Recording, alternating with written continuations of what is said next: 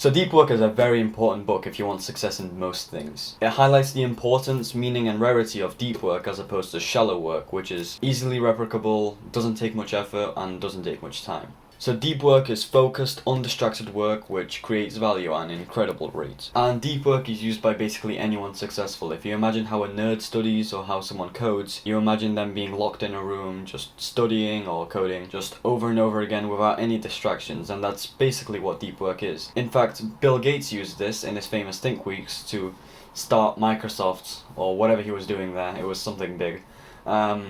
And J.K. Rowling did it when she spent a few weeks in a fancy hotel working on the last Harry Potter book. So we know what deep work is, but how do we work deeply? So you probably already have a rough idea. You cut off distractions, turn your phone off, and you just lock yourself in a room and just do the deep work for a few hours, right? Well, yeah, that is the basic gist, but there's a bit more to it. And this book teaches you the exact nuances of what you should do and what you shouldn't. And I'm just gonna go over the most important ones. So 1, don't just go to your room and do the deep work. If you want to spend a few hours working, you probably won't have the discipline to just go to your room and do the work. You have to make some kind of grand gesture or some kind of change in your environment so your brain knows that you actually committed to this. So what I do, sometimes at the gym, I don't do all of my sets, so I say, Wallahi, I'm gonna do all of these sets. And that always works, because I can't lie to God. Before I work, I ritualize it, so it does say that in deep work. So what I do is I clean my room up, I put my headphones on, and I get a big jug of water like this. And that's my routine. So basically from there I know every time I'm doing deep work I have these things. It's like a signal to my brain that I'm working deeply now and I'm not doing anything else. Another good thing you could do is set a specific time frame for when you're working, so you know exactly when you're working and when you're not. So I might work from 2 p.m. to 5 p.m. and then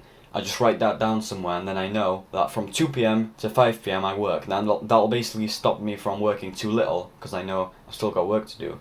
And it'll stop me from working too much and getting burnt out. Understand the difference between deep and shallow work. So it is a bit confusing at first, like you might not understand which ones are deep work and which ones aren't, but deep work's basically the stuff that provides real value, the lead measures, the ones that actually cause you to have success. So if you're making YouTube videos, the lead measures or the wildly important is stuff like recording videos, making scripts or editing. Or if you're a student, the lead measures are revising from a textbook or doing a homework, as opposed to the shallow work, which for a YouTuber could be making a channel banner or reading your comments, and for a student could be watching a science documentary or watching a movie about the book you're doing in English. Don't overwork yourself. Everyone makes this mistake at some point. I actually made a video about this 2 weeks ago. But you should not work for too long. 1, because you'll get burnt out. 2, because you'll have less time for other things like gym or learning Spanish or whatever. And 3, most important, is because deep work is a skill. It's like a muscle. If you keep doing deep work, if you do it for too long, you'll get fatigued and you'll be sore the next day.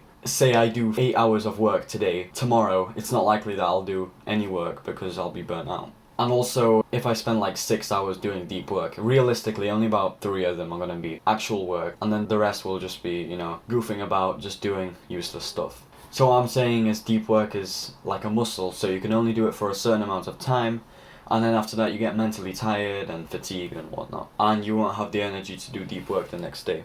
So 5, quit social media. So this is just good advice in general, but social media's detrimental to your deep work. It ruins your attention span, it wastes your time, and it has no real benefit to you, aside from maybe making you feel a bit better.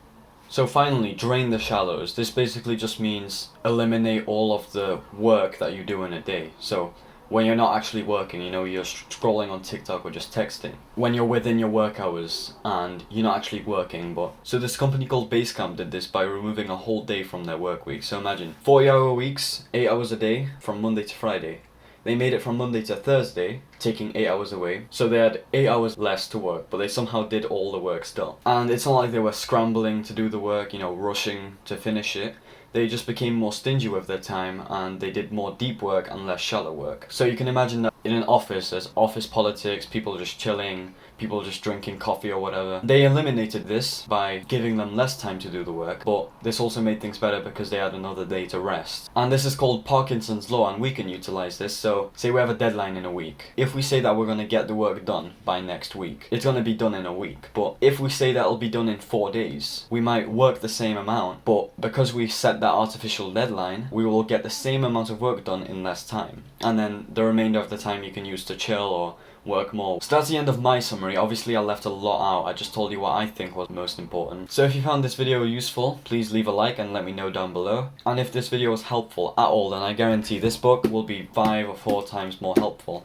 And I've got a link down below for you to buy it. It's an affiliate link, so I'll get a portion for what you pay for it, but obviously you won't have to pay any more than if you click on a different link. And with that said, Assalamu alaikum wa rahmatullahi wa barakatuh.